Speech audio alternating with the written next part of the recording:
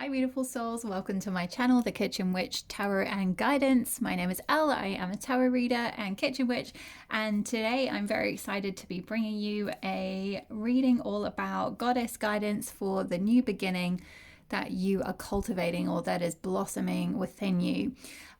So for those of you, especially if you've been going through a bit of a tough time recently, any kind of trials, if you feel like you've been running a bit of a marathon and things have been difficult for a long phase or season or period of your life, and you're just getting to that, feel like you're coming to the end of that tunnel and you just want to know what's around the corner, you want to know when this is going to end this tough cycle, then this is the reading for you. So without further ado, my lovelies, to introduce the piles, we've got 3 goddesses here. Each of them are going to be overseeing your reading, and they've got some beautiful messages coming through for you. So if you are drawn to this beautiful goddess here, I did look this up and now I'm probably going to totally murder the pronunciation. I think it's Kede Moi, goddess of childbirth, or Moire, goddess of childbirth and youth. Apologies if I've totally murdered that, which I think I did. Goddess number 51, goddess Near, goddess of modesty. This is from the Celtic Wisdom, Celtic Goddess Oracle deck, I should say.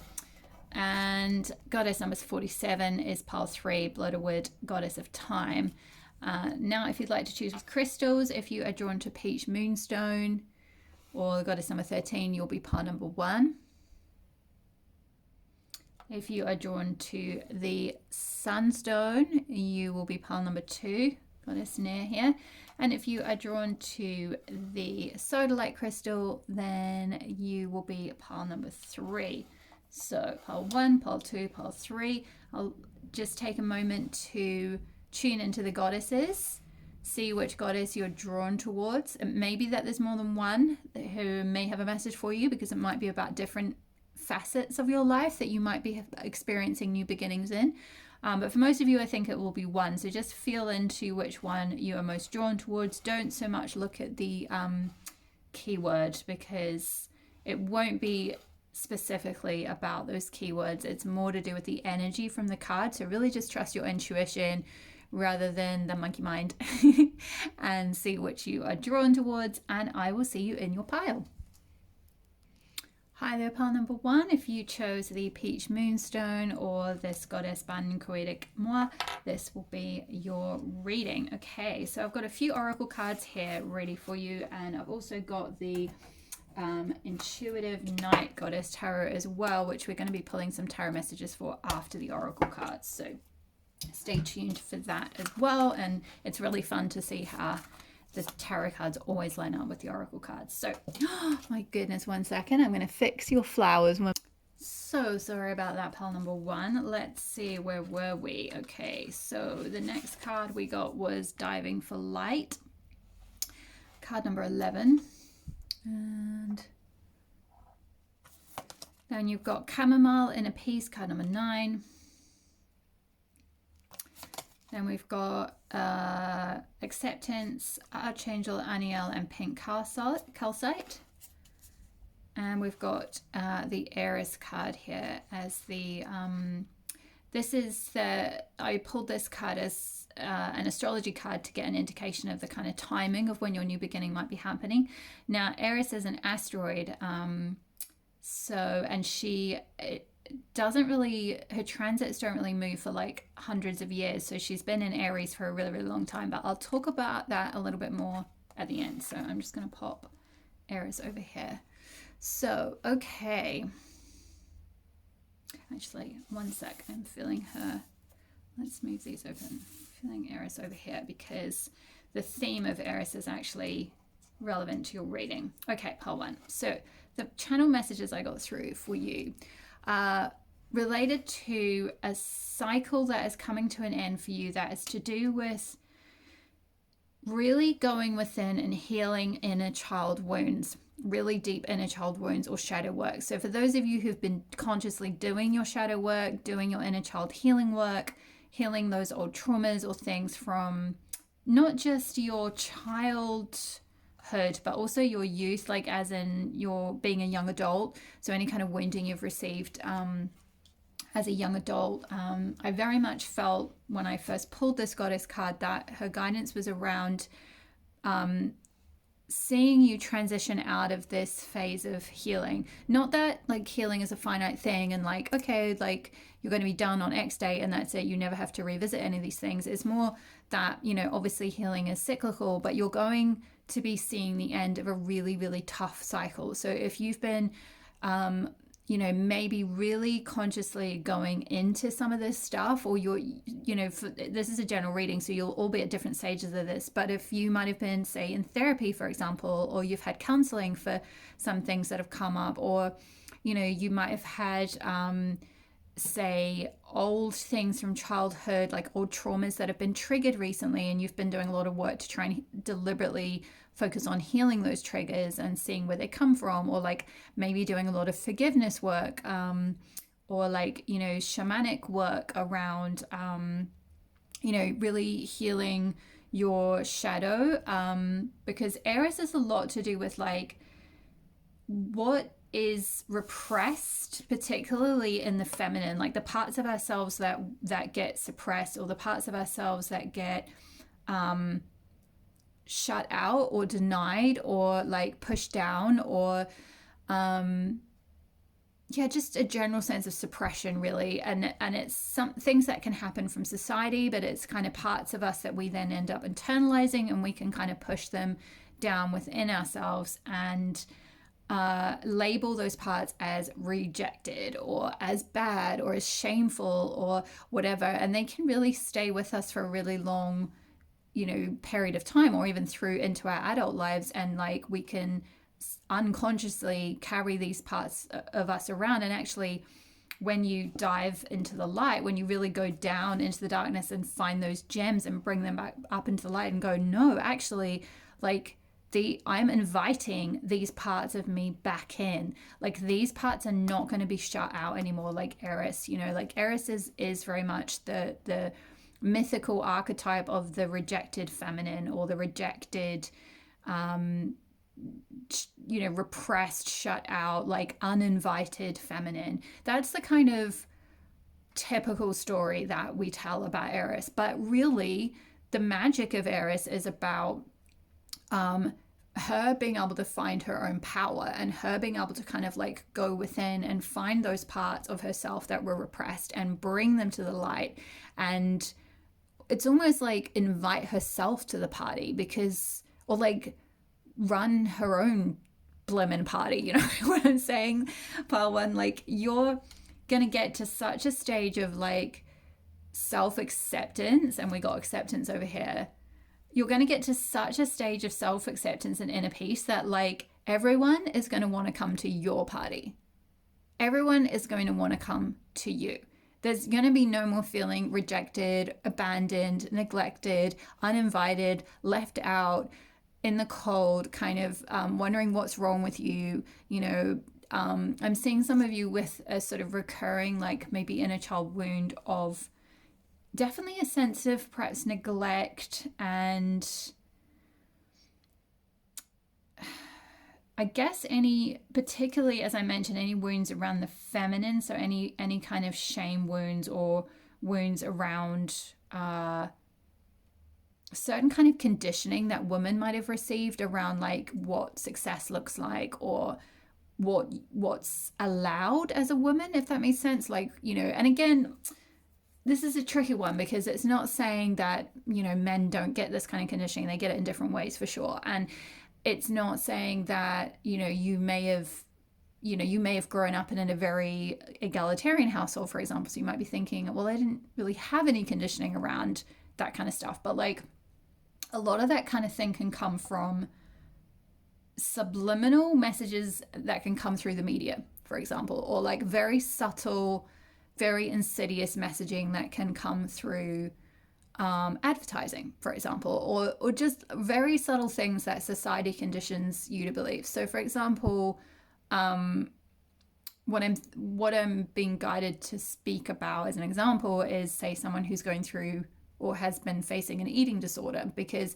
maybe like your wounds are around things like what women can do for work or anything. You're quite a liberated Western go-getter woman, but you've got a lot of baggage and conditioning and things around what women should look like, though, and around your self-esteem and around your self-image and your body image and things like that. So there's a lot of shame around your body, and if you don't look perfect and if you don't look a certain way, a way that you were conditioned in your youth to have to look like, or like, maybe some of you are reaching a slightly older age and you're like really struggling with like, oh, well, I need to look youthful all the time, and like, you've had all this conditioning around like aging is bad for women. Like, maybe you've seen, could be, it doesn't have to be like, women who are role models to you, but just generally in society, right? Like women having kind of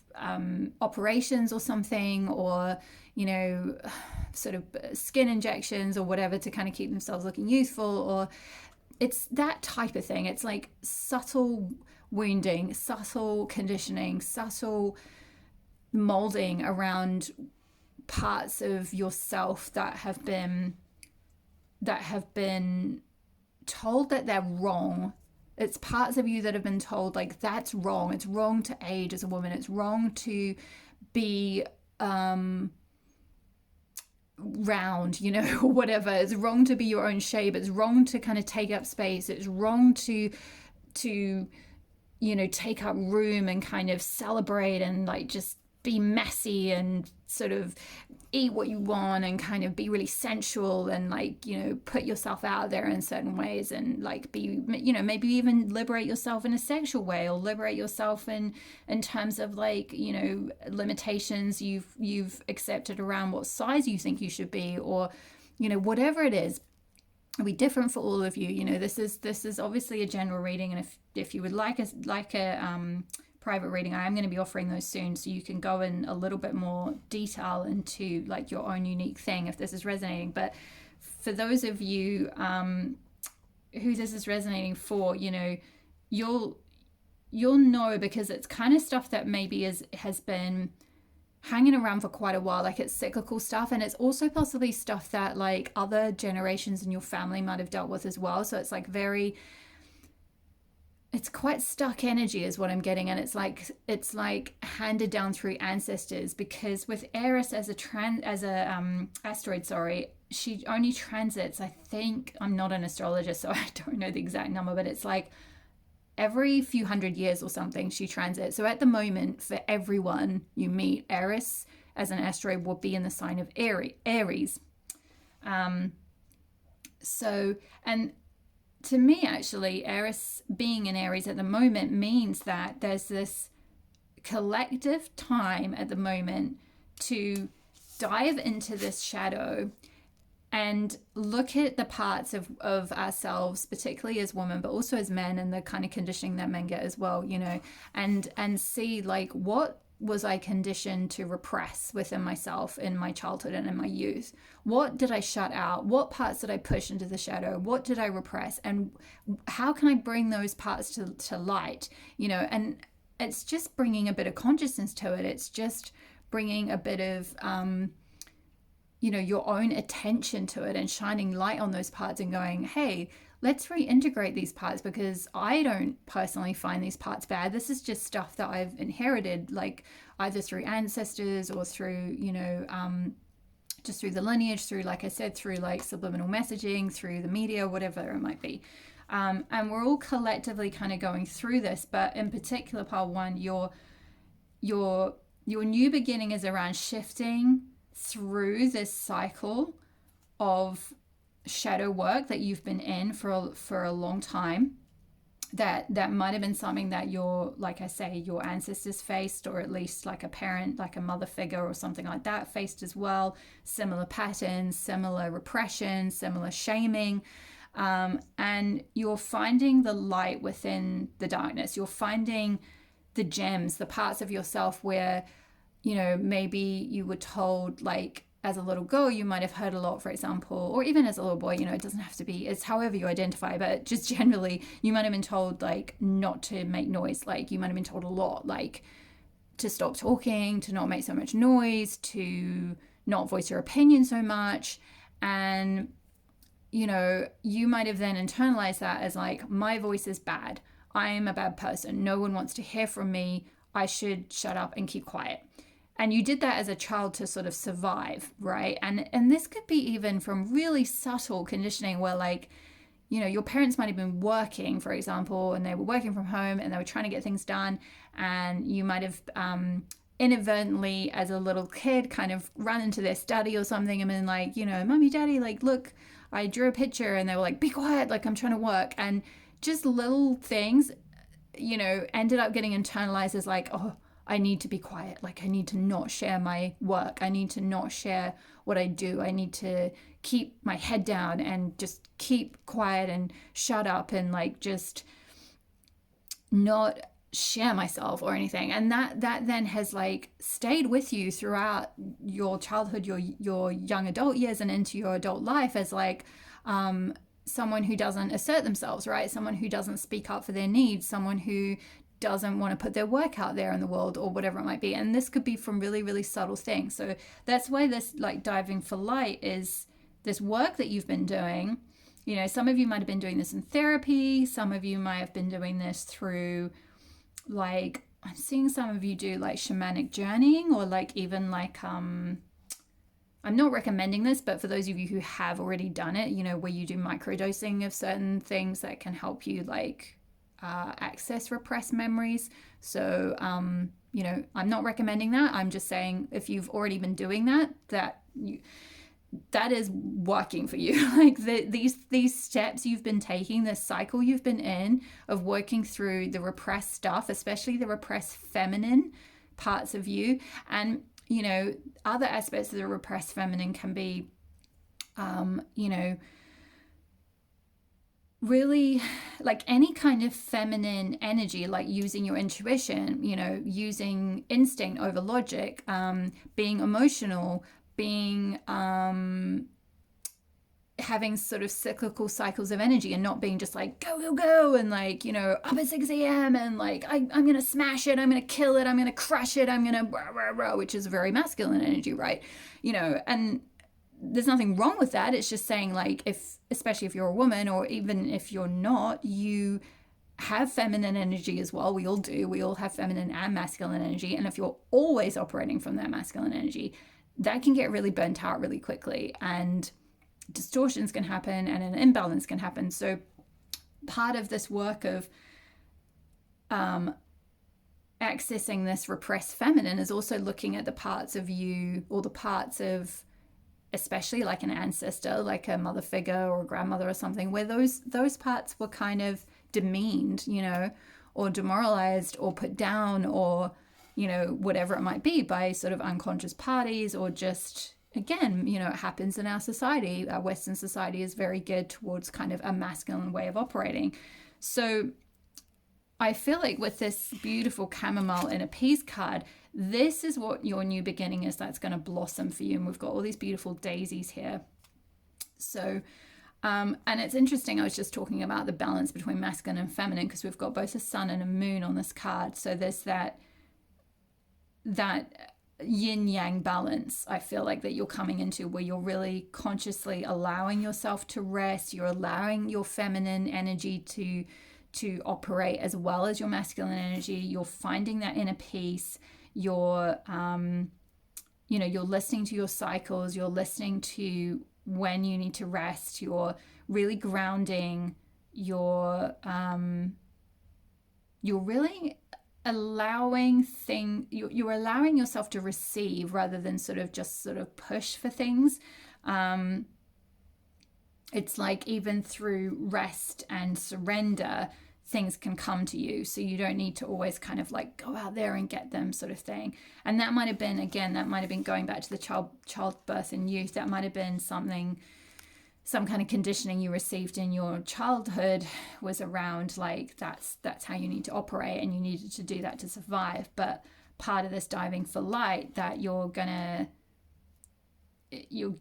to have this gift of this new beginning is this inner peace, this just ability to like breathe out. You know, I'm really feeling like just take like a really deep breath. Like my energy was really in this whole part was really like like as if I couldn't quite like inhale enough air. And it's like maybe some of you have been like really needing to like decompress, and part of this healing work, this shadow work that you've been doing, this like finding these repressed parts of yourself is going to allow you so much inner peace, so much serenity, so much rest and healing, and like a new with daisies here, it's like there's this innocence and optimism that's going to be coming to you. And then we've got this beautiful acceptance card here, which is like you're going to get to this point where you are just so accepted within that no one else can trigger those wounds anymore from childhood. Like no one else can come in and like mess up your vibration, because you're at peace and you're accepting yourself fully and embracing yourself fully.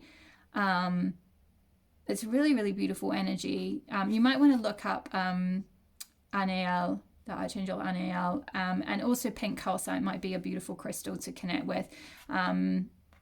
It's a heart chakra crystal, and yeah, I feel like it would really give you a lot of healing and self-love and ability to like bring light to these sort of dark parts of yourself, these repressed or uninvited parts or rejected parts of yourself, because that's kind of the opposite energy of that.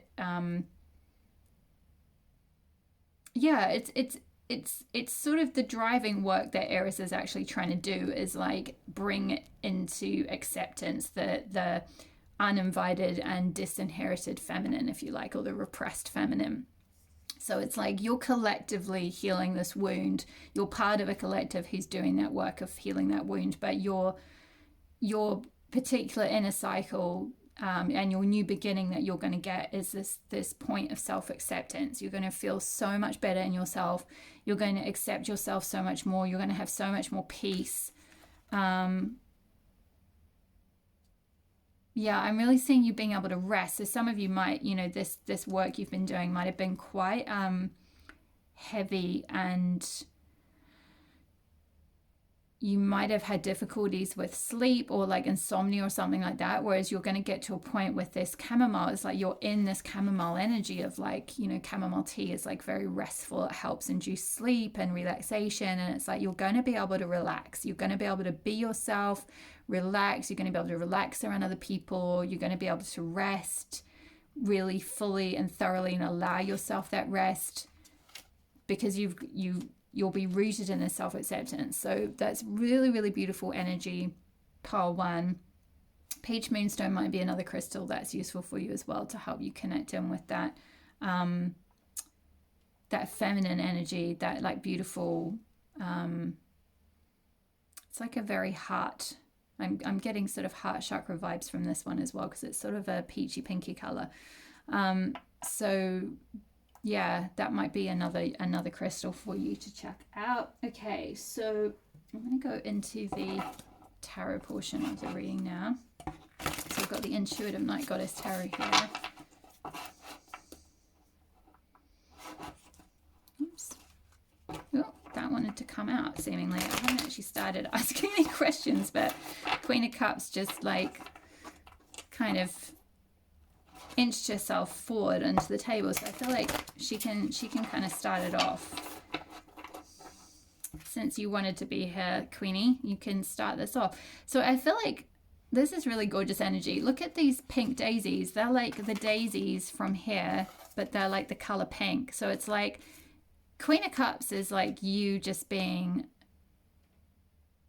you're just the queen of self-love, really. You're just the queen of love. You're the queen of fulfillment. You've got this swan energy here, which is like really serene. Swans, like you don't see all the struggle that they've been through. You don't see like how fast they're paddling underneath the water, how much strength they need to kind of like traverse all these distances. They're just serene. They look like they're just, ooh, ooh, they're just like sailing along the water, like smooth sailing. And like that's the point you're going to get to. It's going to look like people will look at you and just be like, you must have had this easy life because you're just like, ooh, like a swan, like just sailing along. But actually, no, you've had, you know, all this tough stuff you've had to go through, this shadow work and everything you've had to go through. But like, you know, the blossoming that is going to happen off the back of this, and this ability to like really be sovereign in your emotional, like have emotional sovereignty is what I want to say. Have emotional sovereignty. So be able to be in command of like your emotions and know where they're coming from, and know what, you know, where you're being triggered, and know what is yours and what is just conditioning. You know what your own values are, know what your worth is,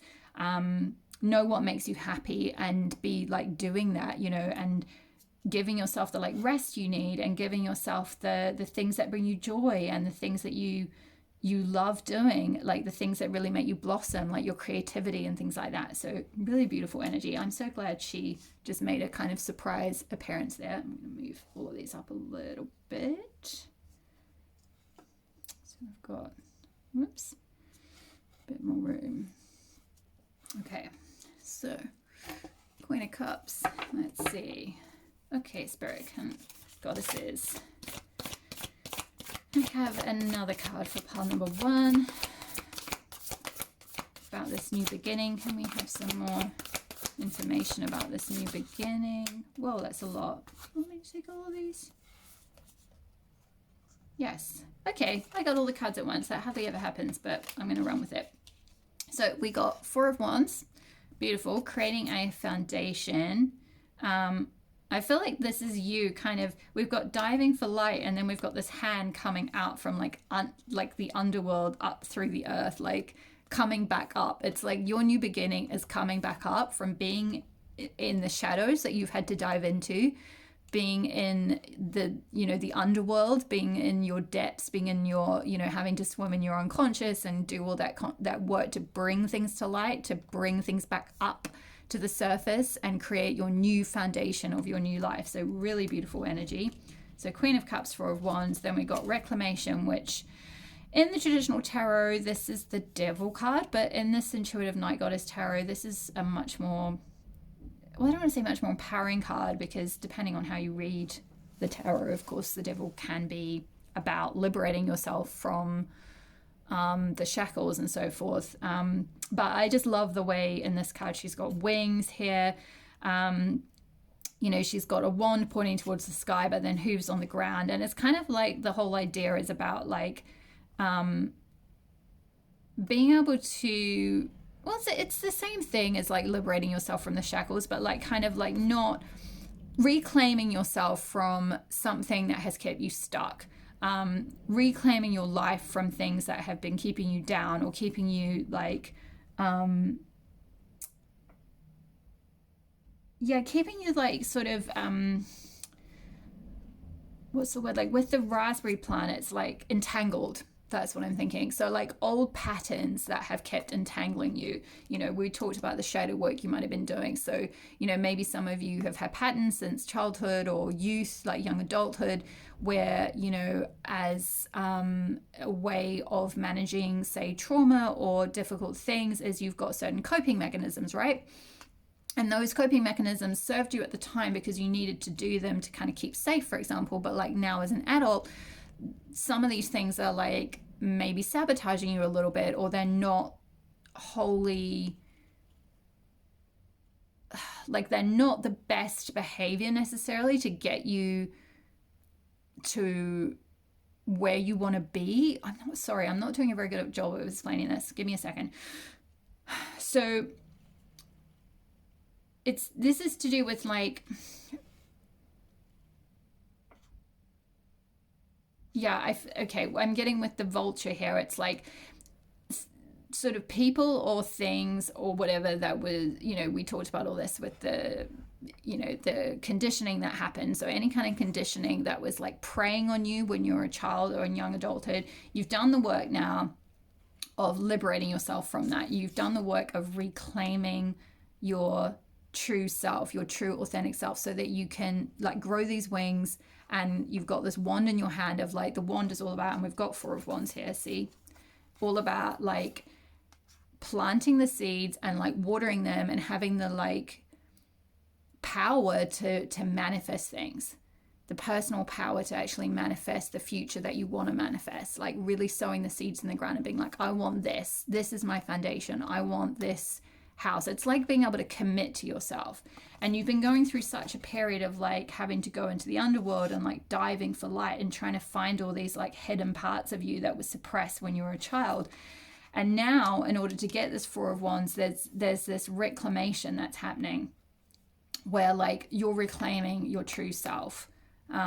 You're growing these wings, you're growing this crown of, you've got this sovereignty over your kind of over your past, you know, over your trauma, over these repressed parts of you, over this any of this uninvited stuff, any of this like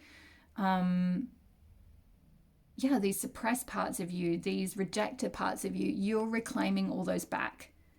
I'm just being guided to, one second, pile 1. I'm being guided to the book I need to grab.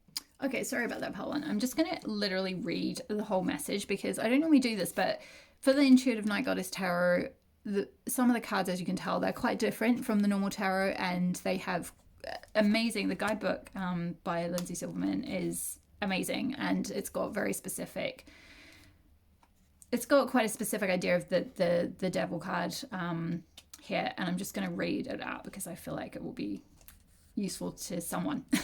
So, a goddess stands determined with one hoof on land and one in rocky waters. So she's got one in the water and one on land here. Her left hand points towards the earth, bound by her scarf, in a position reminiscent of the Witch's Creed, as above, so below. Her right hand raised above holds a wand, the element of fire, blossoming, creativity, spirituality, and passion. And we talked about with Queen of Cups, this blossoming that's happening with these flowers and your creativity that you're tapping into and so forth. So that's confirming that. It's free from its binds. She looks toward the future with renewed possibility. The raspberry plant, full of thorns but also fruit, lets us know that our labor will be hard but worth it. The butterfly represents transformation. Yeah. Possibility and freedom. On the other side, the vulture waits. Our worries and fears prey upon our our expressions, thoughts, and stories about ourselves. This is a time to reclaim your narrative. It may be difficult, but be patient and keep showing up for yourself. You may not always feel the most grounded, but take a look around and see where you can help yourself. Don't let the stories or ideas of who you are determine who you are becoming. You are your own master. You are the only thing you can truly control, so take that power into your own hands and free yourself from the fear and cycles that do not serve you. And we talked about the cycles with Eris there. We have the choice for steadier footing or to be stumbling upon the wet rocks and rushing waters. You can allow yourself to be held back by insecurity, fear, toxic relationships, addictions, etc. Or you have the power to free yourself from those burdens. We are all marked with a darkness inside to help us grow and learn. We are not the stories we are told. And I talked about that. Our individual actions determine our destinies. We are not always the monsters we fear. And the keywords are choice, shifting, perspective, self-work, shadow of self, and narrative. That's why I love the way these cards always like match up, because I talked about shadow work specifically, and now this card has come out and it says exactly that. I love that. Love this journey for you, pile 1. I can really see you've gone through a really tough time. So my heart goes out to you. I really feel for you. I have gone through similar cycles in my life as well of healing some really deep old stuff that's been repressed. Certainly many of us in the collective, especially as women, with all the things that have been going on in the world, we're freeing ourselves from a lot of these ties that bind, with a lot of these narratives that don't fit anymore. But in particular, pile 1, I really, my heart goes out to you. I really know that you have gone through some dark stuff. You've really had to face some trauma. But it wasn't sent to break you. It was to really forge you through that fire so that you could really like reclaim yourself, reclaim your story. And that's going to be the next new beginning, or that's going to be the new beginning that's going to be blossoming for you, is being able to reclaim your own narrative. You've had to die for the light. You've had to pull up these gems of like who you really are. It's really beautiful work.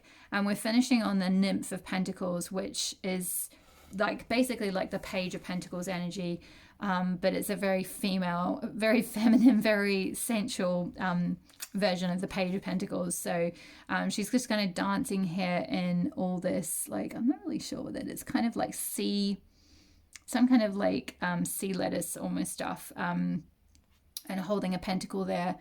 I think that's like Jupiter in the background. I'm just going to have a look at the guidebook as well for this one and see if it specifically says 4 of Pentacles, 10 of Pentacles, Nymph. Yeah, Jupiter, the guru. Yeah. Yeah, and this is with like manifestation, which is what I was talking about with earlier with the 4 of Wands as well. So this is just, yeah, reclaiming your narrative so that you can like manifest your growth, manifest your abundance, manifest your expansion, manifest your coin, you know, your money. If this is a new business you want to start, or a new project, or a new creative venture, or, you know, a new family, or just anything really, like, you know, anything related to your security and stability. But I feel like this is like whatever's going to bring you joy and whatever's going to allow you to like really flourish and like express yourself. She's in this really cool free position, you know, like her arms are just like woo, like she's just having a ball here with her arms flying like this. So it's like this really free flow energy. Like there's no suppression here. It's like she's dancing to her own little tune. She's having her own little party, and like people are going to be drawn to that and magnetized to that. And you know, there's no more need to like reject yourself or hide yourself away or suppress yourself, because you know you've just got this really liberated energy here, and that's what's going to come for you once you've like been able to reclaim your narrative. That's the new beginning. So whew, that was a really powerful reading. Thank you so much for sitting all the way through that. That was quite a lot longer than I intended, as these things always end up being. But I hope that really resonated for you, pile one. I hope that you were able to glean something that was relevant to your journey. Please drop a comment below. I really love hearing from you. Like if you liked this video, and subscribe if you aren't already, so that you can be notified when I upload another reading. Thank you so much for being here, and I will see you in the next reading. All my love. Bye. Hi there, Pile 2. If you chose Goddess Near, the goddess of modesty, and the Sunstone, then this will be your reading. Okay, so I'm going to go into your oracle cards first, and then we'll pull some cards from the Intuitive Night Goddess Tarot to finish. So for the astrology deck, we got Gemini. We got card number 3, Rosemary, Ancient Memory.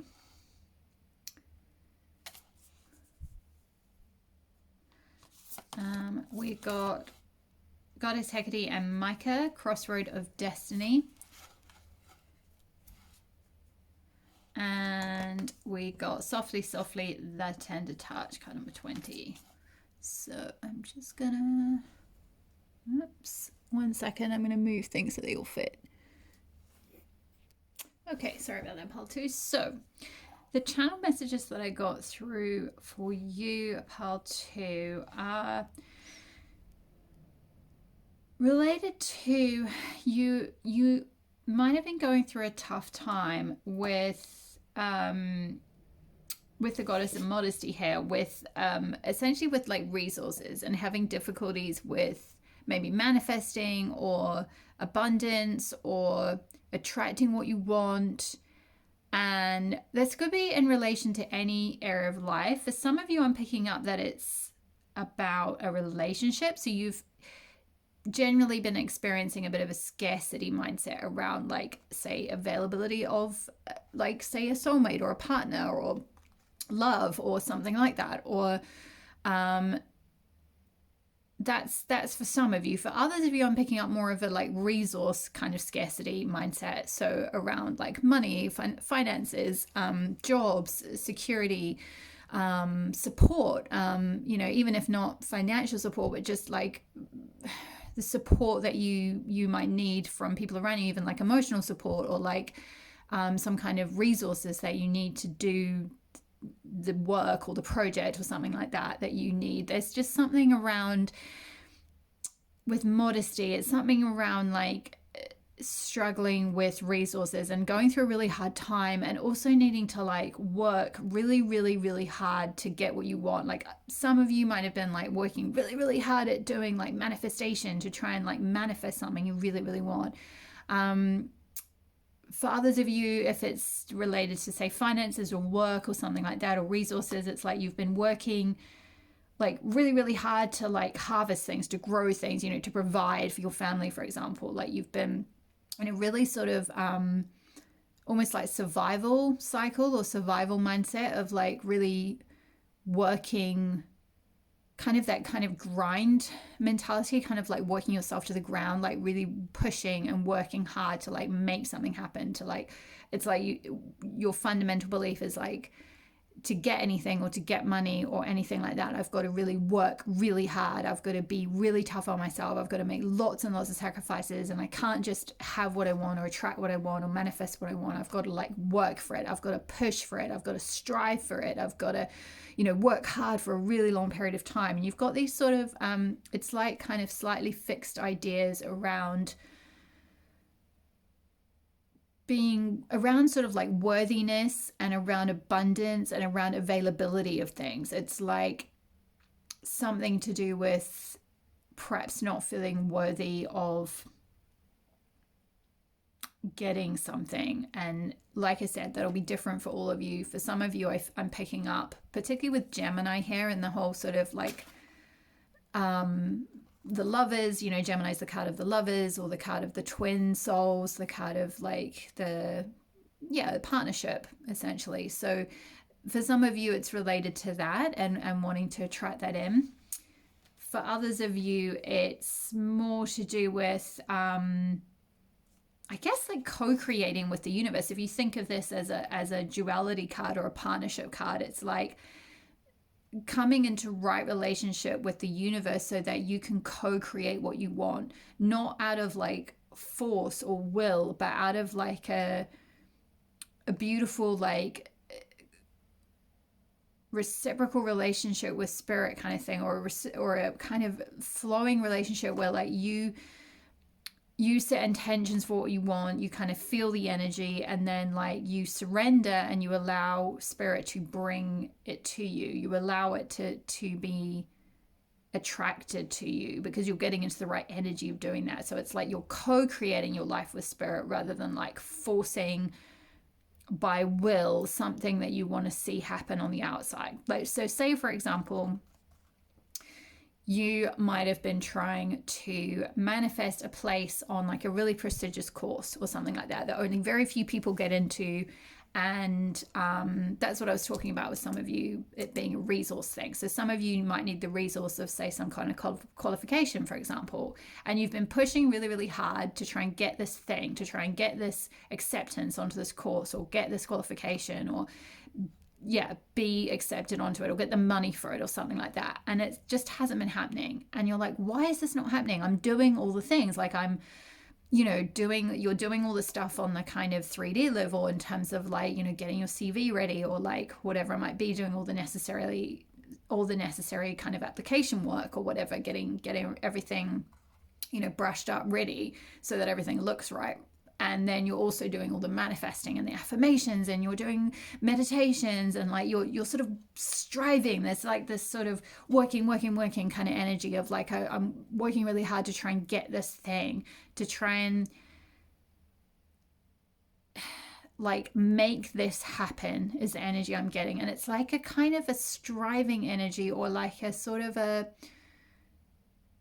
an imposing. What I'm seeing is like some of you trying to sort of like impose your will, like, and there might need to be a little bit of a process of like examining what your will is, because it might be that you have convinced yourself that your will, or this thing that you're trying to get, whether it's a person or a qualification or a job or a money or whatever it is that you think you've got to have, and you've been striving for, and you've been doing all the due diligence for it, you've convinced yourself that that is like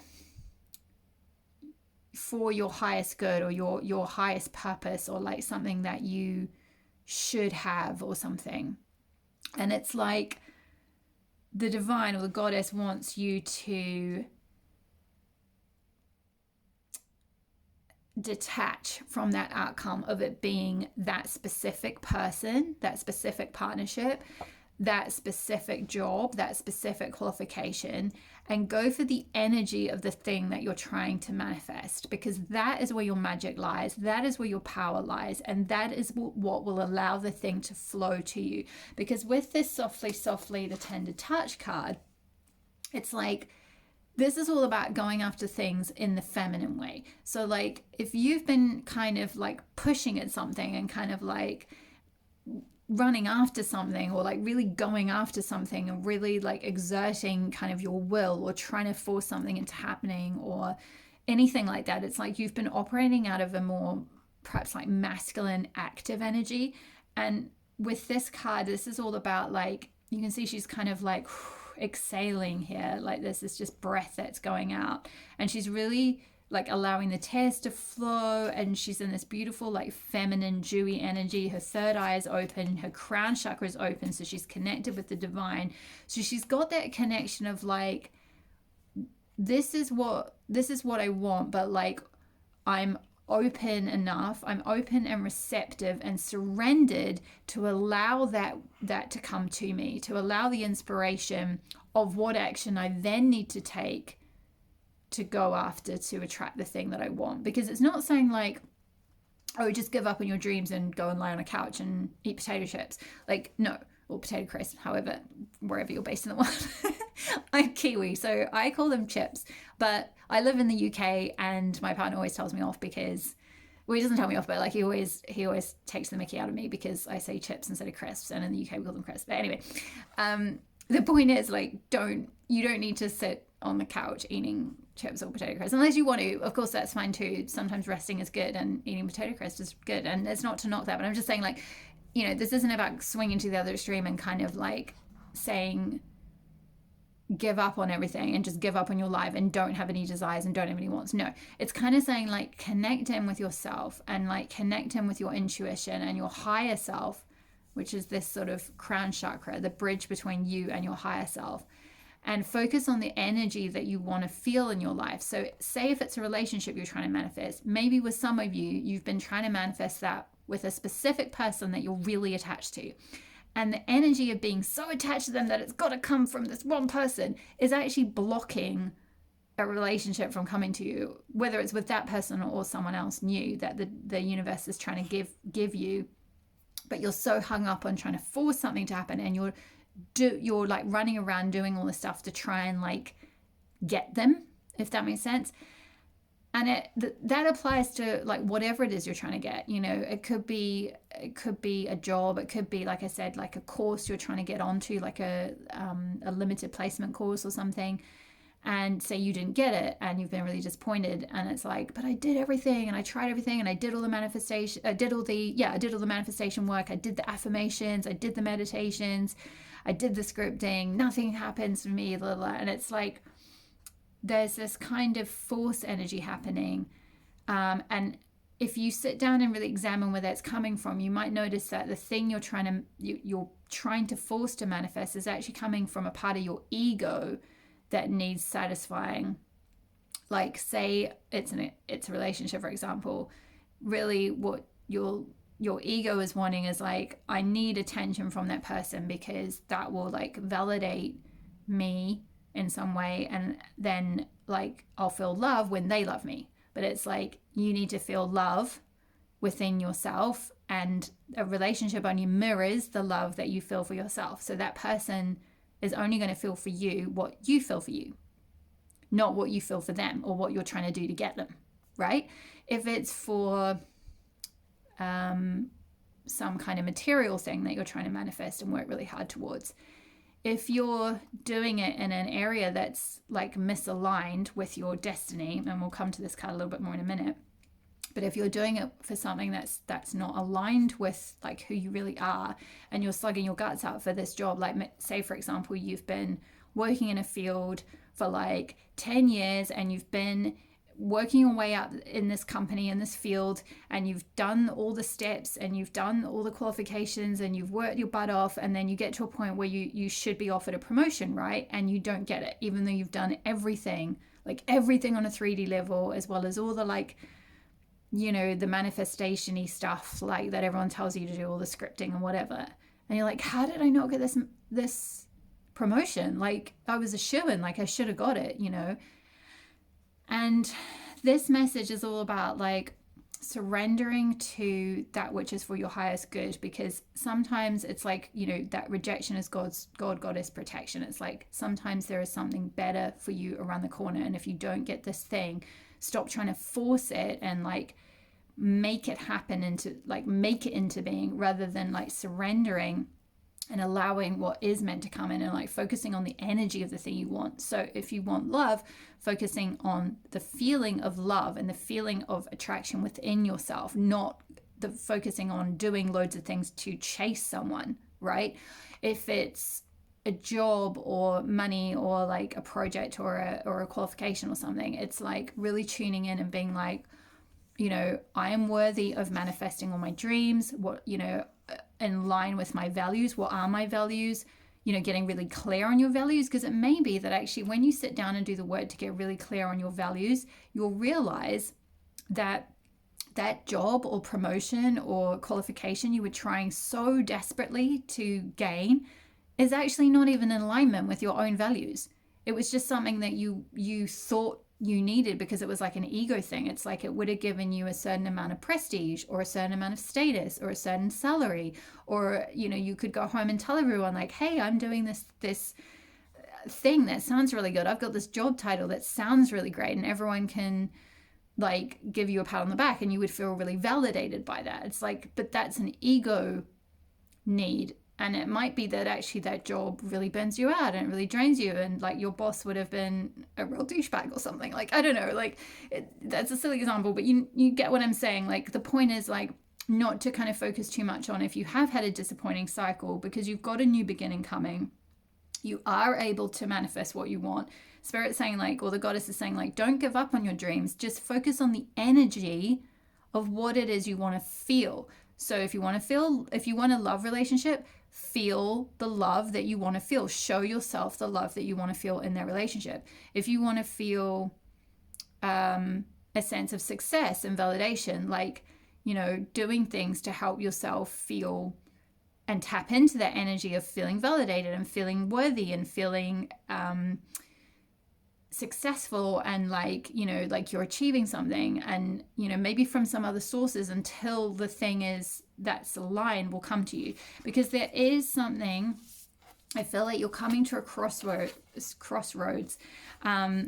With Goddess Hecate here, she's all about the goddess of the crossroads. So some of you might have been at a crossroads recently, or you're about to come to a crossroads where there's like two paths, and there's like something that I think your ego maybe wants a bit more because it looks better on paper maybe, or like there's a person that you've been chasing and you think that that is the relationship for you because for whatever reason, like, you know,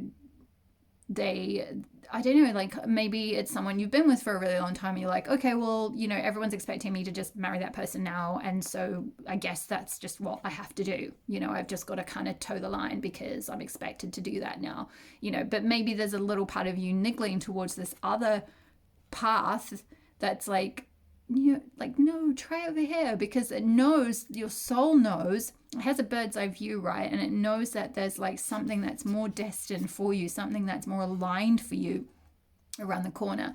And it's not saying it's like a hard and fast, cut and dry thing, and like, oh my gosh, if you miss it, it's like you're not going to meet your destiny or something. It's like you co-create your destiny with spirit. So like what the energy of what you're drawn to, the energy of what you want, without being attached to the outcome, the energy of what you want will guide you towards like fulfilling that in some form. With Rosemary and Ancient Memory here, I feel like this is kind of you being able to connect in with like either your ancestors or kind of it's like a past life self, or like a higher Yeah, okay, it's like a higher self version of you, or like a wise ancestor or something who's guiding you, who it's like, where it's like you've already done this destiny, you've already lived this path, you know, whatever this is, this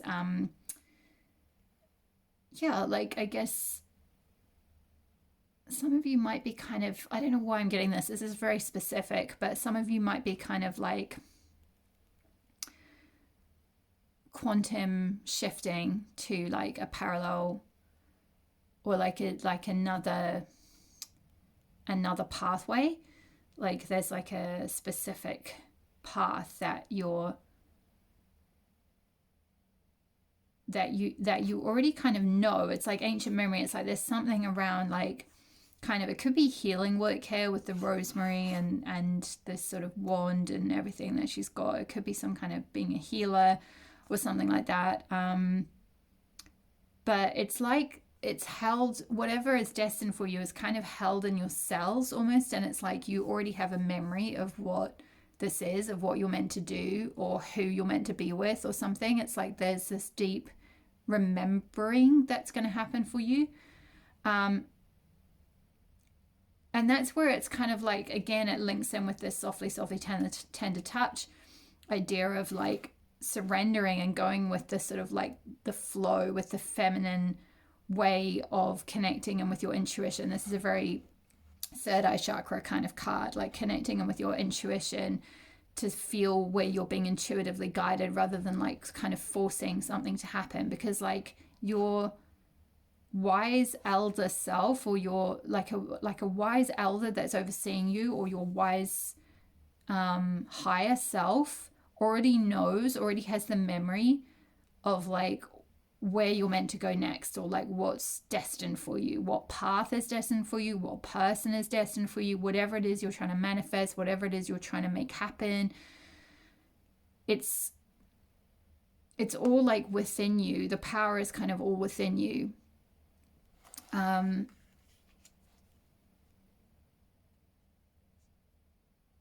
Yeah, I think that's all the messages from the oracle cards. I'm going to move on to the Night Goddess Tarot now, and I might just move these up a bit so we've got room. 1 second. Okay, part 2. Let's see what's going to come through on the tarot.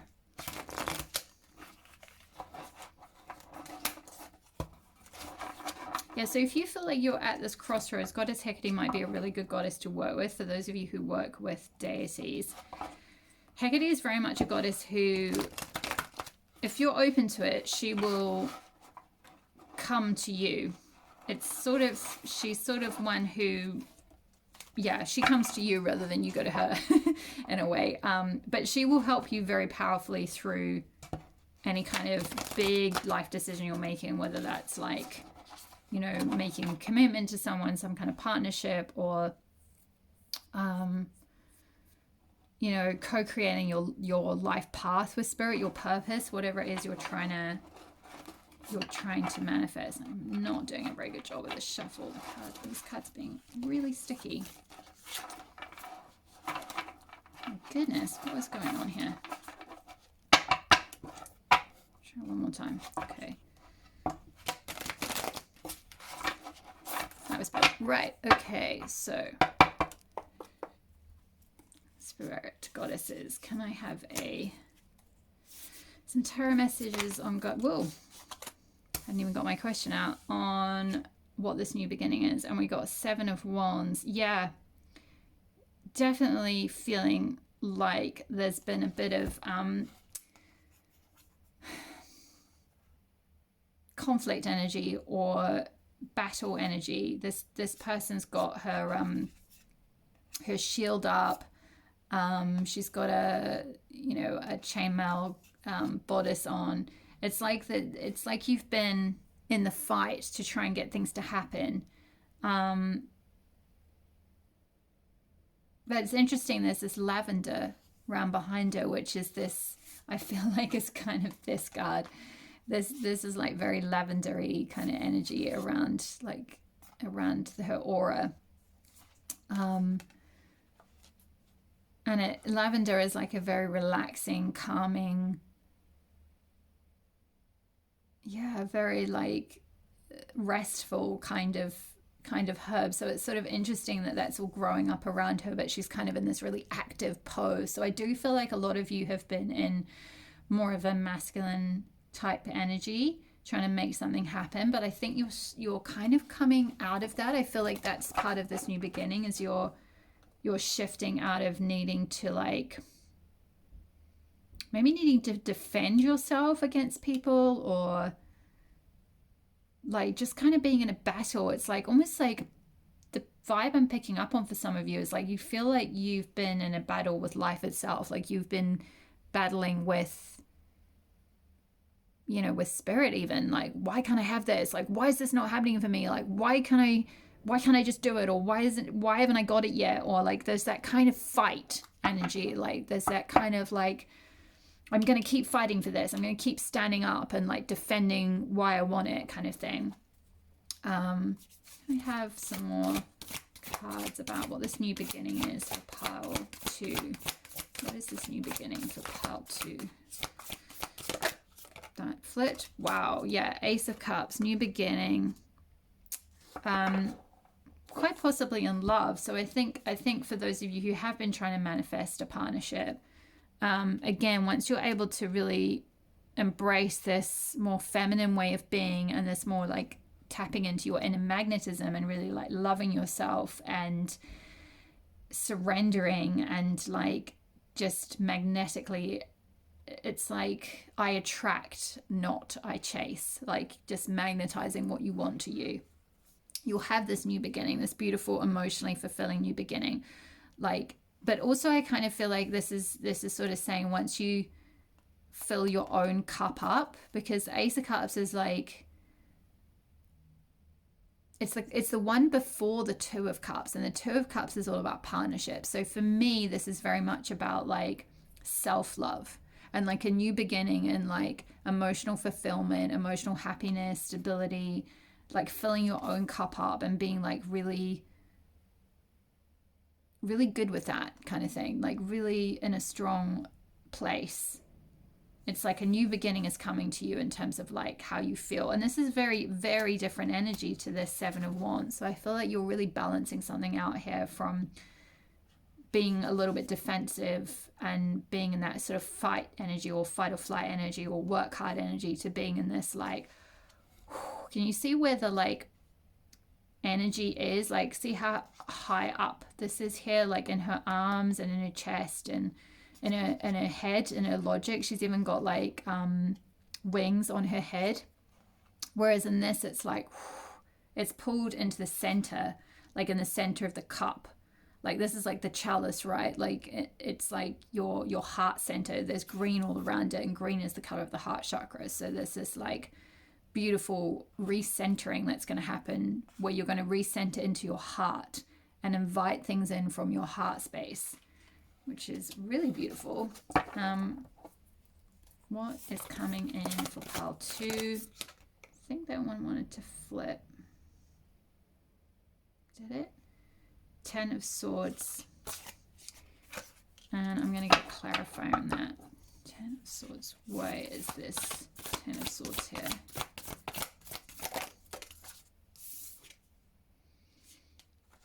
Nymph of Wands. Okay. Yeah, there's going to be some end of a cycle. There's going to be some ending of a cycle of like, I'm getting kind of like a self-sabotaging vibe, the way he's holding, or she's holding these 2 swords here herself. This is quite an unusual 10 of Swords card, because usually the 10 of Swords, first of all, it shows someone lying down, and second of all, it often shows a second person running away or like taking flight. But this person is like holding swords, and also they've got like a enlightenment kind of like, oh, I get it now, like kind of around their head, like an aura of enlightenment, like something's awoken in them, like, and it's an ascension process after the end of a cycle.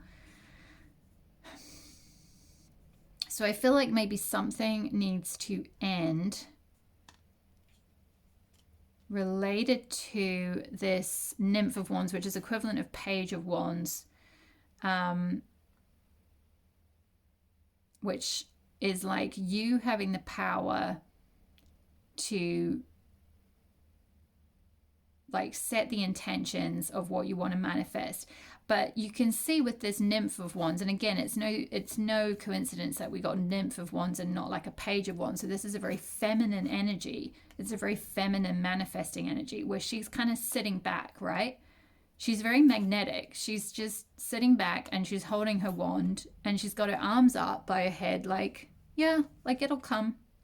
Like I know it's going to come. Like I'm cool. I'm chill. I'm just chilling in the garden.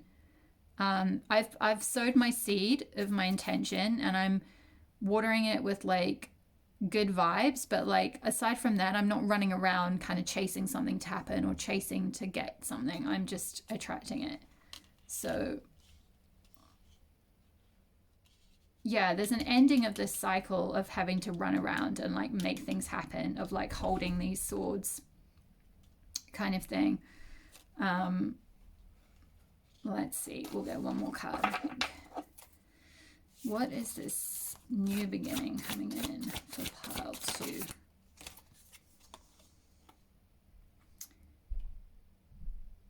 Seven of Swords. I'm going to clarify on that one as well. What have we got? Seven of Swords. Two of Pentacles. Juggling. Okay. You want me to look in the book? Give me 1 second. I'm going to check the book for this. With this Intuitive Night Goddess deck, it's got really specific messages for some of the cards that are really useful, actually, just referring to the book. Seven of Swords.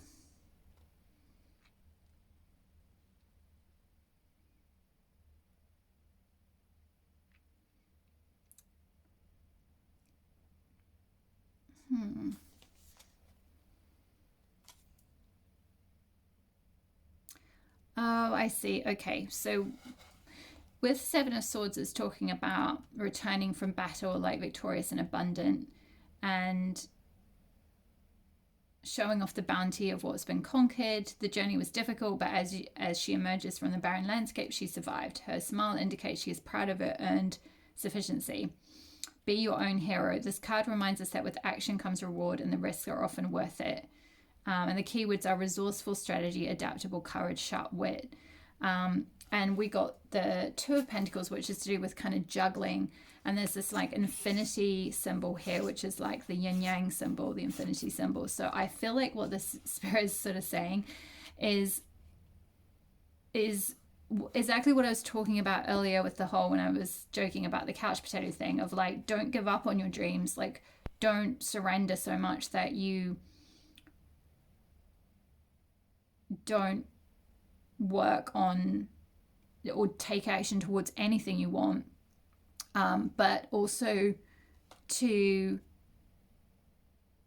be in that feminine energy as well, of like co-creating with spirit, of like being receptive and like being magnetic and taking a more feminine approach to like touching in with your intuition and saying like, where is it that I'm going, like what is for my highest good, and then kind of like working with spirit kind of thing on like what you want to manifest. Like then you know,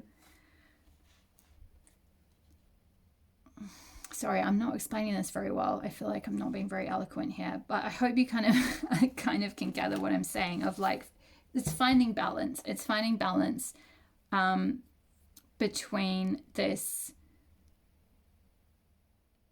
like setting intentions, that feminine energy, going into your intuition, connecting with your higher self, connecting with your spirit self, surrendering, tapping into your inner magnetism, and then juggling that with this like, okay, now that I know what my values are, now that I'm clear on what they are, now that I know what my intuition is guiding me towards, now I can go and take action. And like there might be some hard work involved, sure, there might be some things that you need to overcome in order to like be victorious, but it's like there's a bit of a juggle that needs to happen between these two kind of energies, between this like nymph energy and this like Seven of Swords warrior energy. And the key is not to get too stuck in one or the other. It's not to get too stuck and like sitting back. You know, you can see she's kind of sat back on her back haunches kind of thing, right? Like she's just sort of in the water, like being a nymph, like, yeah, I'm just here kind of playing with my wand, like, you know, sure, it'll come, and like kind of just waiting for the universe to do everything for you, like expecting that, you know, the universe will do everything, you don't need to take any action. It's like, no, you're going to set certain intentions, and provided they're aligned with your values, then you'll get the nudges to then take action and go after certain things that are aligned. And you'll know what that is. You'll know what that is if you're like surrendered to receiving the wisdom about it. Whew, there we go. We got there in the end. Sorry that took so long, part 2. I don't know why that was such a difficult message to get out, but there's a lot of energy here, and I was picking up on a lot of like different timelines, different scenarios for different people, some related to love, some related to money, some related to like qualifications. So it was like a little bit all over the place. So I hope you could kind of cobble or glean some wisdom from all of that. I feel like maybe I'll finish up by reading from the Alana Fairchild Sacred Rebels book a little bit more about this. Softly, softly, card number 20.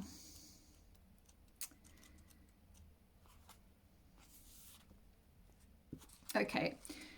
So the feminine wisdom of gentleness can assist you now when we are at a point in life where we want to attain greater things but don't necessarily have a proportionally greater supply of energy at our disposal. It is time to work smarter rather than harder. This is the way of feminine wisdom. However, a cultural ignorance of the feminine way currently prevails. We are generally taught that the more force we use, the more we try to make things happen, the more we will achieve. The feminine way is not about force, nor is it about driving, striving, pushing, or grabbing at what we can in order to create. It is about inviting what we wish for to come into the space we have provided for it, internally and in our lives. This method cultivates more energy, causes less stress, and attracts what is desired. It is manifestation by invitation rather than by will or force. That's what I was trying to say earlier, but it's saying it so much more eloquently. There is an old story that the sun and the wind were debating about who was more powerful. After boasting about their prowess, they made a wager. A man walked down the street with a coat on. The wind and the sun decided that whomever could force the coat off the man was the most powerful. The wind began demonstrating its impressive power. It blew and caught underneath the coat, pulling it and nearly ripping it right off the man. But the man wrapped his coat around himself more tightly to protect himself against the force of the wind. Eventually, perhaps temporarily out of puff, the wind gave up. The sun took over. He shone down, becoming brighter and brighter until the man slipped off his coat, slung it over his shoulder, and walked down the street, quite possibly wondering what was happening with the weather that day. The wind attempted to do by force what the sun was able to do by being. You are being asked to surrender your forcefulness you're being asked to surrender your forcefulness, your determination, and your intense activity, even if it is just for this moment. Does this mean that you have to surrender the goals you were chasing through those endeavors? Certainly not. This is not about letting go of achievement. It is about understanding the process of manifestation in a more intelligent way. There is a way of creating that gives you energy and doesn't leave you utterly worn out. It is about allowing what you want to come to you. Be yourself absolutely, naturally, and with ease. Shine your light and allow your presence to invite that which you wish to receive. It is about cultivating an energetic affinity with what you seek rather than feelings of lack and need. Do you see the subtle but important difference? To feel that you are already a naturally abundant being who gratefully invites more of what you want into your life is rather different to feeling lack, fear, and wishing your world would change. It is a bit like dressing for the job you want, even if it is not yet the job you have. You energetically embody what you wish to attract more of into your life. Life attracts like. Like attracts like. This oracle brings you a message. You don't need to push quite so hard to receive what is naturally coming to you. Your push comes from a place of uncertainty over whether or not you will succeed. You need to relax and have more faith in yourself. All things come in time, rightfully and according to a great loving wisdom. You are not immune to this. You shall have your time and shine too. Rebel against any voice of fear within you or around you that tells you otherwise. It is okay to become softer, to feel the energy of what you wish to attract into your life, and to act as much as you can as though it is already that way. You are not fantasizing or daydreaming or failing to live in the real world if you do this. You are actually working with the feminine art of manifestation through gentle beingness and attraction. As you soften into becoming what you are seeking, what you wish for will not be able to resist your shining, inviting presence. This oracle comes with the special message that you have been working very, very hard. You have learned much and accomplished much, but it is now time to change your approach. Let go of any force in your approach to creation now. Everything serves a purpose, and learning the benefits and limitations of the more forceful way of manifestation through effort and willpower was a useful lesson. However, if you were to continue with that approach, it would stop working for you, because you are now beginning to create on a far grander scale that is beyond what any individual can manifest through willpower alone. You are individually creating through your healing and art, but also contributing globally to new consciousness through your own spiritual growth. You are part of a global healing manifestation process. You are, through your way of being in the world, helping to birth a new awareness. This new way will heal the human heart and bring it back into balance with nature. This is essential for the human soul to survive, flourish, and to cooperatively nurture the earth rather than destroy her natural resources.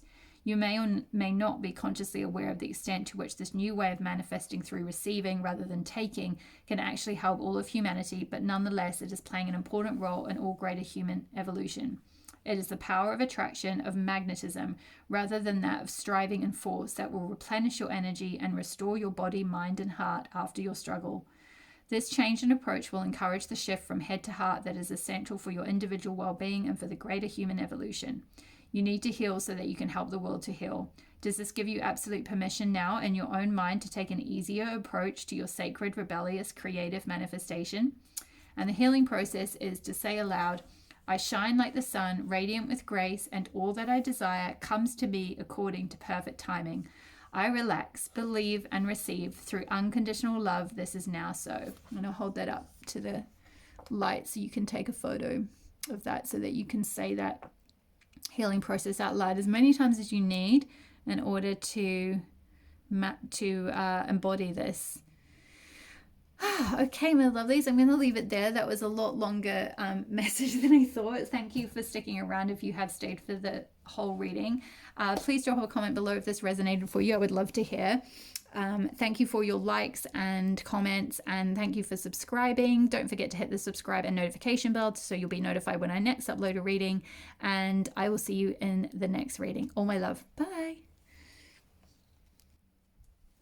Hi there, pile number 3. If you chose the Sodalite and Goddess Blitterweth, I think it's actually pronounced. I think I pronounced it incorrectly in the opening video, in the intro, I mean. Apologies for that.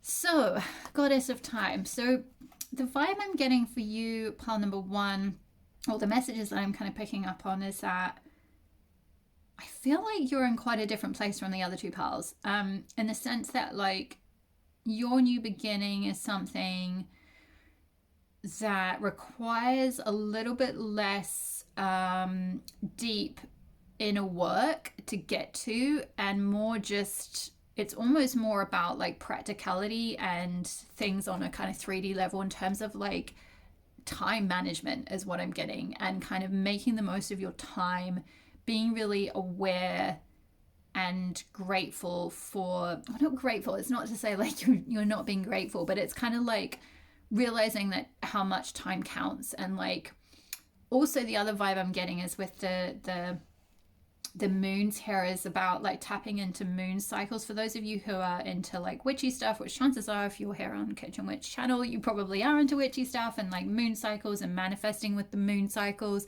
and things like that. Kind of like using time to your advantage, like using the moon cycles to your advantage for your manifesting, or to like birth a new project. I feel like for many of you, for part 3, you have been through maybe a bit of a tough time already, and you've kind of processed and healed from that to a certain extent. You've learned a lot of lessons, you've alchemized a lot of lessons, and you've worked out that like now more than ever you need to make the most of the precious life that you have, and that anything that you want to, it's like there's going to be a new flowering, because it's like you've tilled the soil, you've let it rest. There's been like a time maybe where the soil has gone a bit fallow because you've had to like do all that healing work in the past, and you've had to like heal and rest and recover and rejuvenate and kind of process things. And it's like you haven't necessarily been in an energy before where you could kind of grow anything new, but now you're moving into a time where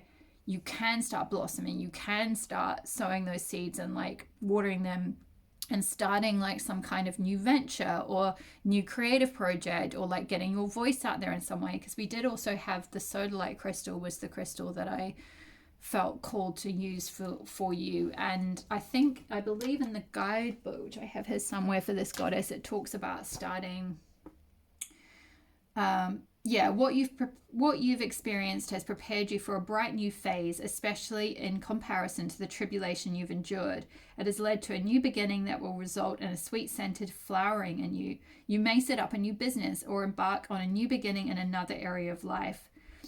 Now is a good time to put your home and yourself in order to prepare for the carefree times ahead.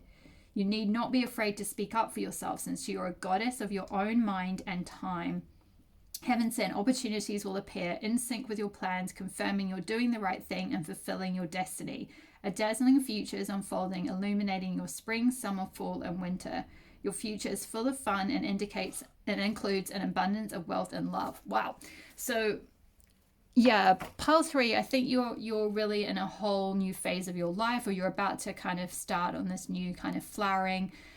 That's really, really beautiful. I'm so excited for you. I have such I can feel such beautiful like new spring buds energy for you guys. So let's go into the oracle cards, and then I will pull some tarot cards to get more messages. So we've got Libra here.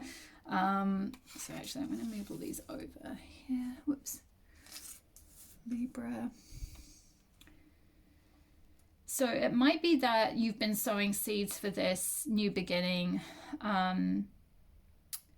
possibly over the last few months, and you're going to maybe see this flowering happen around Libra season, which is I'm going to probably forget when that is. Is that like it's August to September, I think, because Virgo is.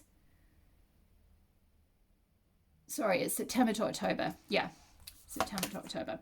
And then we got Hibiscus Joy, card number 14. Yeah, so that's like confirming what this was talking about this beautiful blossoming. You know, you've got all these beautiful flowers here blossoming and opening. This joy that's like the happiness and abundance that's going to be coming to you. You're going to be really tapping into a new period of joy that's going to come in. For some of you, it might be in Libra season. For others of you, this could just be at whenever you're drawn to this reading. So it could be more about like Libra energy that's coming to you, like an energy of balance and harmony and like beauty. Because Libra is ruled by Venus, and Venus is all about, you know, those kind of themes. So it might be more to do with the energy of Libra rather than the specific date, but just take it as it resonates or whenever you find this reading. Then we got From Word to World, Goddess Saraswati and Ammonite. So yeah, this is really connecting with what I was saying about like expressing yourself and putting some kind of creative project or something out there. So for those of you that are writers, this could be really significant, or if you are just some kind of creators, it's all about like expressing yourself. We've got the blue sodalite and then Goddess Saraswati, and Saraswati is all about expression and self-expression and expressing your authentic self and being true to yourself and like putting your authentic expressions out in the world, whether it's music, whether it's writing, whether it's poetry, whether it's artwork, whether it's a business, you know, like it doesn't have to be like something strictly artistic. It can be just some kind of something that you create. You know, it could be like maybe you make your own products or something. You know, it's just something where you weave in some form of expressing yourself in some way. And then From Word to World, it's all about kind of like combining your powers of manifestation, like really, you know, like concentrating on what are you speaking into existence, and then knowing that like your word holds that power. So the words that you're telling yourself, the words that you're writing, the words you're journaling, these have power. They're like spells, if you like, so, and I was talking about for some of you with the spell casting or the like manifesting with the moon cycles. So, really knowing that you have that power to like create the world that you want from the words that you tell yourself, or the words that because words are like spells, right?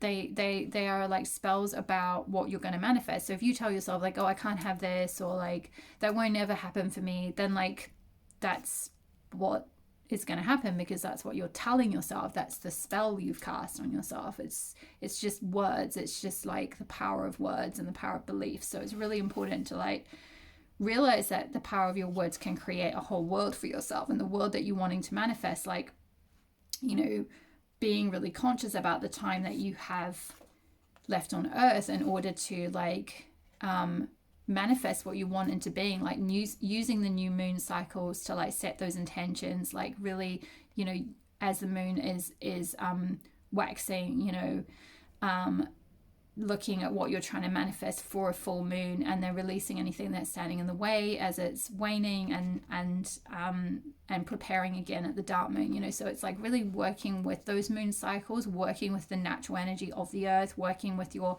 scripting and your what you're telling yourself about what you want, in order to bring about this like life of like balance and joy and beauty and bliss and abundance and everything that you want. And oh, look at this. You couldn't ask for a better last card. The perfection of your life. Exactly. It's like your life is just being, it's like it's naturally just kind of being awoken into existence. It's like everything is just happening in perfect order, and it's just a really beautiful unfolding and blossoming of all your intentions, really. I feel like maybe there might be a message in the guidebook for you about the perfection of your life, so I'm going to read that. Let's see. So, have you ever seen a storm pictured from above? It can appear to be so beautiful and elegant. This is certainly different to the ground view, which can be quite a violent experience. So too, there is great beauty in your life now. However, at this point in the natural process, you may be experiencing it as anxiety-inducing rather than beautiful. You may sense it as internal chaos.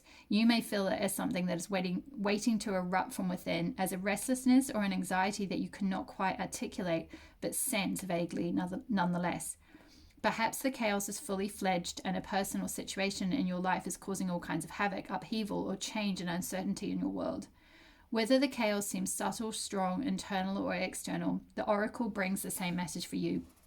All is unfolding according to a perfect higher order. You are currently enduring a cosmic spiritual storm which is having an impact on you. It is clearing things out, ruffling feathers, and preparing you for that lovely, super fresh, uplifting feeling that one experiences after the storm has finally passed. It's just talking about another card, so I'm not going to read that bit. But if you cannot believe there is anything happening, even at a subtle level, because you feel stuck, denied, bored, thwarted, or stale, this oracle brings you a message also. No matter what appears to be in truth, there is only the unfolding creative genius of the universe. You are not forgotten. You have not been looked over. You have not been denied, found wanting, or rejected as unworthy. The storm that needs to erupt is in your own heart. Do your liberating rain dance. Rage, weep, pray, dance, paint, or sing. Yeah, especially that like dance, paint, or sing, because I feel like this is a lot to do with the like expression. So, sorry, where was I? Express whatever is needed. Exactly. However is needed to exorcise the blocked energy in your heart. Then you will call on the powerful protection.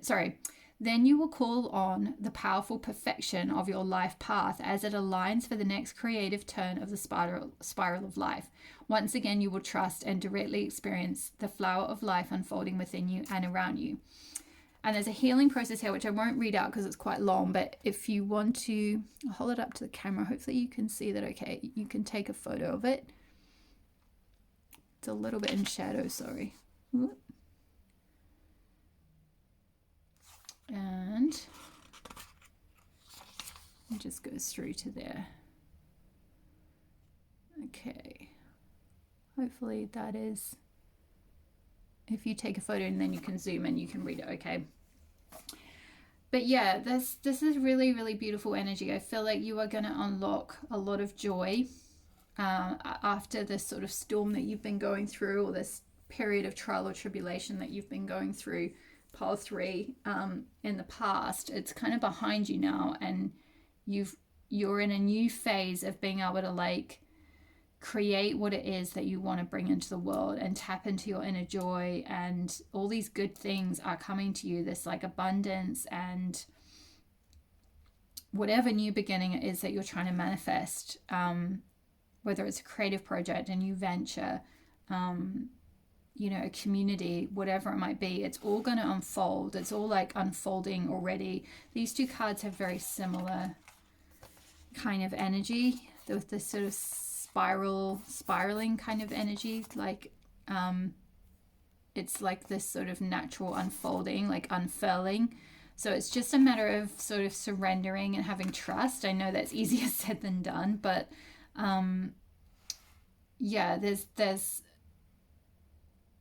there's some, I really feel for you, pile three, there's some really, really beautiful things that are coming for you. It's just a case of like believing in yourself and trusting that you are worthy of these things, and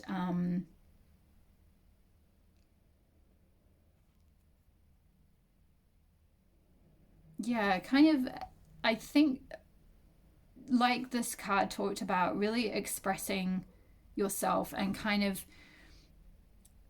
exorcising anything that might be blocking your self-expression. So maybe doing some like stream of consciousness journaling might be quite useful, or like it said, like sing or dance or paint or whatever, but not necessarily to like make something out of that. Just kind of do it to like purge out those like last little bits that might be just blocking your joy, or blocking like getting whatever creative thing that's within you that needs to be burst into the world. There might be like a little bit of blocked energy in front of that thing, and you just need to kind of like work through releasing that, and then all of this will just unfold. That's kind of what I feel like. And I really feel like you can work, like you can kind of become really organized with your time and with your like cycle, like your own cycle as a human, in terms of like working within your own energy of when you're at your kind of peak of your full moon, time, whether you're a woman or not, but like you have peak times where you feel more energized, and certain times of the year where you're going to feel more energized, and so forth. So like it's kind of really working with your natural energy, working with the moon cycles to kind of really harness the natural energies, the manifestation energies that are available to you to kind of like unfold these dreams. So really beautiful energy. I almost feel like it doesn't really need tarot, because it's like it's such a gorgeous energy to be in, and so kind of uplifting. But I am going to finish on tarot just because I did that for everyone else, and I feel like it would be mean to not do it for you guys. But well done, pile three. I feel like you have done a lot of inner work, and you're kind of a bit further along. Shh, don't tell the other two piles, but I feel like you're maybe a bit further along than pile one and two in terms of the inner work you've been doing and the point that you're at. But let's just see what is this. One sec, I'm just going to move the cards up so I've got enough room. Okay, sorry about that, pile three. So let's see what is coming in. What is this new beginning coming in for pile three? Wow, the Wayfarer. Yeah, I love this card because it's kind of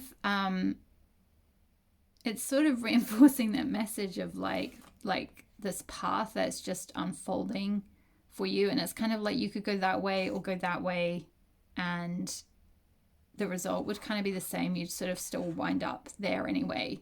Like it's like you can't miss this is the vibe I'm getting. You can see this person as well. She's got like an eye in the middle of her forehead too. So there's something around the sort of third eye. It's also on this card as well. She's got a beautiful like I'm not sure what that's called. Is it like a... No, I'm not even going to pretend to know what it is, but just jewelry over her third eye as well. So there could be something around sort of opening your third eye, opening your center of intuition and instinct, to be able to know like which way to go and what you want to start tapping into manifesting. We've got beautiful red flowers here and here as well. She's wearing a lovely like pinky reddy dress, which is similar to the colors here, which is very like divine feminine energy. And same with the serpent. This is all about rebirth with the symbolic of the serpent. So there's definitely something you've let go of. There's something that you've shed and you're now rebirthing into like a new version of yourself. And we've got, is this Jupiter in the background, I think, which is like the planet of expansion and growth and abundance. And that was what I was talking about when I was reading out the message from the Blood Earth card about like all these things that are available to you that you can, you know, this is a new phase you're stepping into where you can have all this abundance that you've been yearning. So let me just see if there's any other messages from this book, because this card has very specific, sorry, this deck has very specific messages. Yeah, traditionally the Lovers.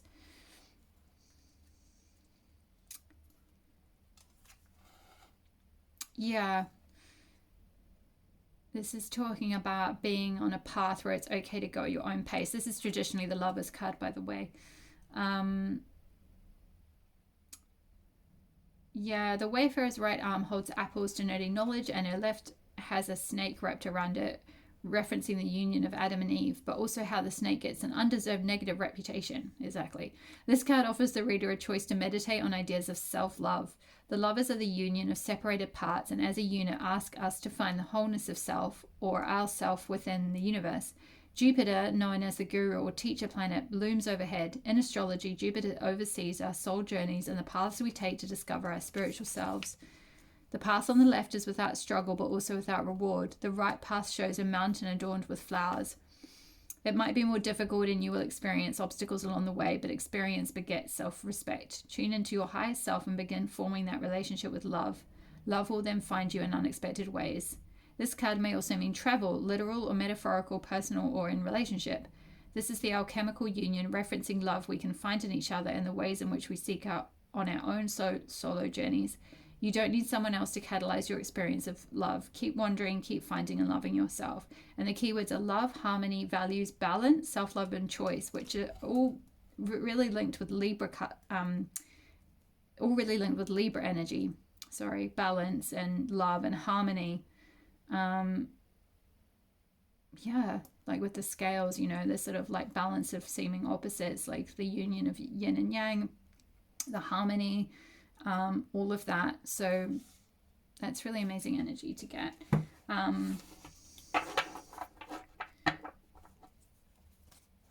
Okay, whoops. Well, that one just kind of fell out before I'd had a chance to start shuffling. I'm going to take it. So Spirit of Pentacles, which is like King of Pentacles.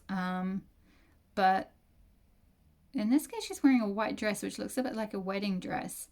So that this could be like a very secure relationship that you're manifesting for some of you. But I feel like this is kind of more like a commitment and creating like a security and a stability for yourself, and creating like, you know, a strong foundation on the earth for yourself, whether that's like, you know, through, it might be represented through something material like a house, or even like a partnership, or through some kind of income source or something like that, through like, you know, financial gain or something, or even like an inheritance. But I feel like it's more of an energy that you're going to embody. It's like this King of Pentacles energy, or this like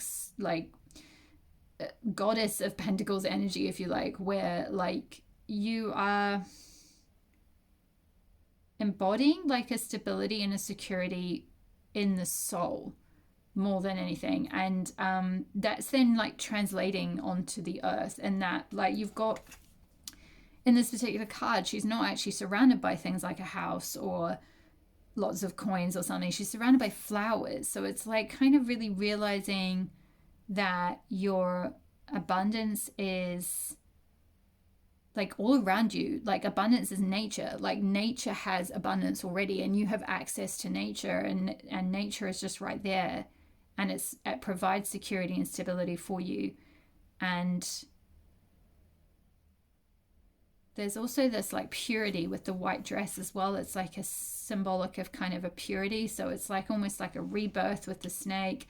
And then there's like almost like bride, but like I'm kind of seeing it more like a bride in that it's less about being a bride to someone else and more about like kind of committing to yourself and like almost like marrying yourself, or like just committing to yourself, like investing in yourself, like really working on your self-worth. Do you know what I mean? That kind of thing. So that's the new beginning that's really coming to you. What is the new beginning that is coming to pile 4? Can we have more details on the new beginning? Sorry, pile 3. Can we have more details? 5 of Pentacles. Yeah. You're moving out of this lack and scarcity. This is really interesting. This card has got like, there's a lot around sort of the eye and the third eyes, because this card has got the third eye. This card's got a third eye. This person's got their eyes closed, but this person's got their eyes kind of lit up, like as if they can see with the eyes of spirit. So it's like you're moving away from not being able to see your own worth and not looking through yourself with the eyes of spirit.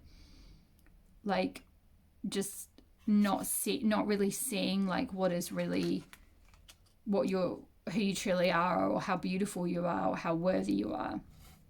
There's like a shift out of that, like, yeah, scarcity energy or low self-worth energy, I think. What new beginning is coming? 3 of Pentacles, yes. Yeah, moving into a time where you're going to be recognized and seen for your work and for what you're really truly worth. You can see she's surrounded by a lot of like beautiful crystals here, like purple, again, sort of purpley crystals. So a lot of third eye kind of energy coming through. So for some of you, this could be you're going to go into some kind of field that uses a lot of like intuitive energy or something. It might just be for a few of you. I think more of you are kind of on the creative end of the spectrum though, but whatever field you're in, it'll be different for all of you because it's a general reading, but whatever field you're in, you'll be manifesting like recognition, success,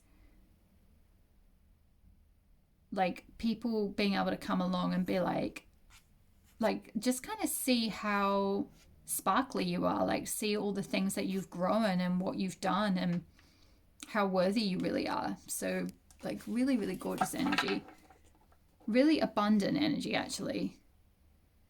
A lot of Pentacles energy here, so a lot of earth energy, which I feel like is kind of came out in that perfection of your life card with the forest as well.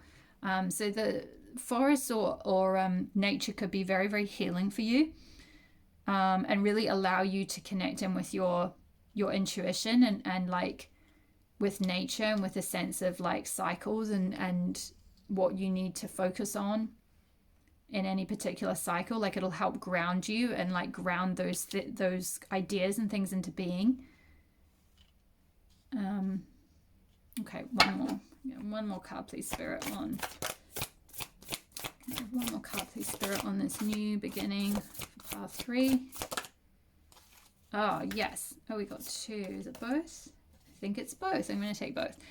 So a lot of Pentacles cards, we got even more. So 8 of Pentacles, which is like mastering something, like becoming really, really skilled and really, really good at something and really growing your skill and your talent to the point that you're an absolute master at it. So whatever this is, pile 3, that you start doing, whatever this project is, or this venture, or this creative thing, or whatever, you're going to be extremely successful. You're going to really reach mastery of it. And we've got Queen of Wands. So we've got 2 kind of royal cards here. So we've got the Spirit of Pentacles, which is like King of Pentacles, and the Queen of Wands, which is like really just being in your creative power, in your manifesting power.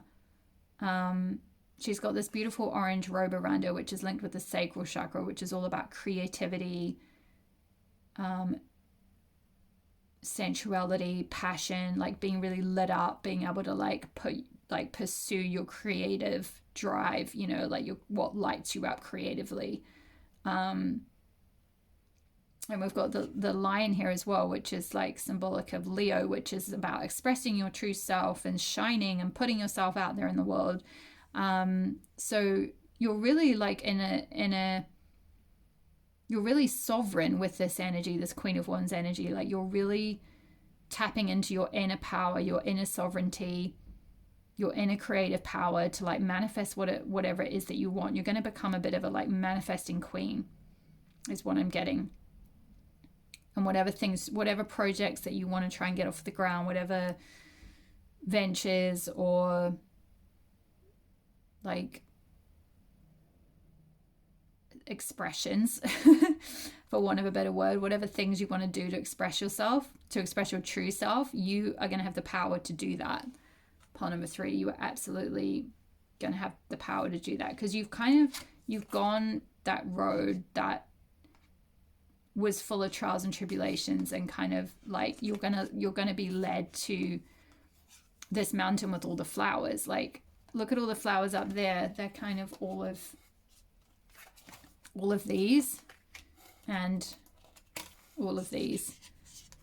So like you're gonna blossom. You're really gonna blossom. That's kind of the vibe I'm getting. There's just this whole blossoming that's going to happen, and a whole expansion with Jupiter there.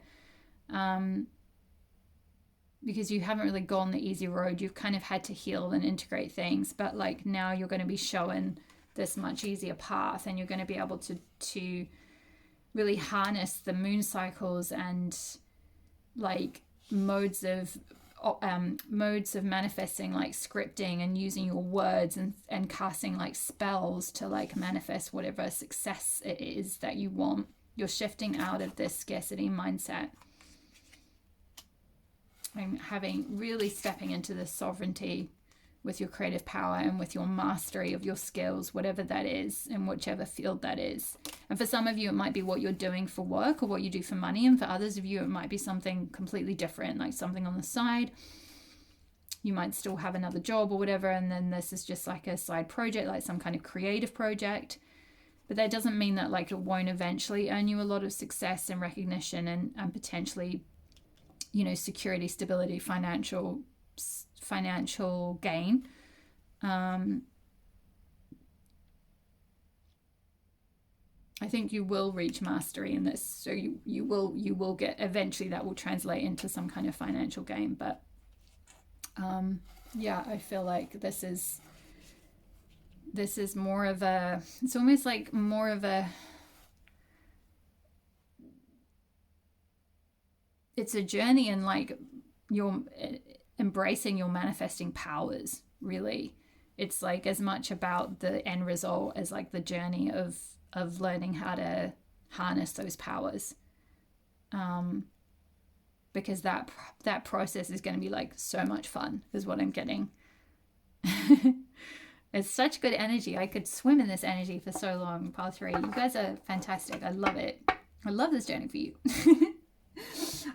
Okay, my lovely pile 3s, I am going to leave it there. I hope this resonated for some of you. Please leave me a comment in the comment box below if it did. I would love to hear from you.